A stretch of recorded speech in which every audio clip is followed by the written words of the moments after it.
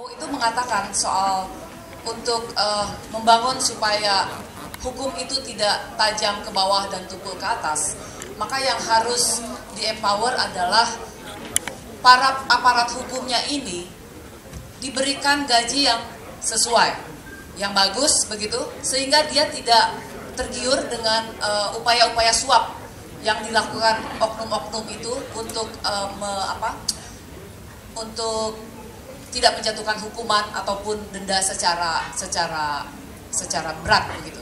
Nah, saya kira ini secara spesifik dia berbicara soal salah satu upaya lah, strategi untuk supaya tidak aparat hukum ini tidak gampang disuap dan ketika memutuskan satu keputusan hukum itu tidak rendah begitu, maka dia harus diberikan gaji yang lebih baik.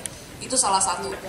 Namun saya kira kalau melihat seorang Prabowo, saya yakin bahwa ketika dia mengatakan salah satunya ya, upaya untuk memperkuat KPK, ya, pasti ini akan diikuti juga upaya untuk memperkuat institusi-institusi lain.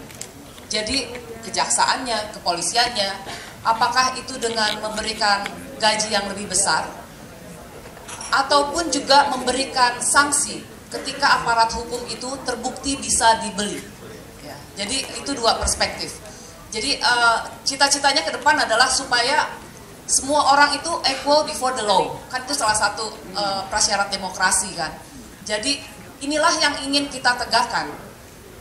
Saya yakin betul seorang Prabowo Hatta itu bisa begitu. Karena kita semua dan Anda semua, kita akan mengawasi pemerintahan baru ini.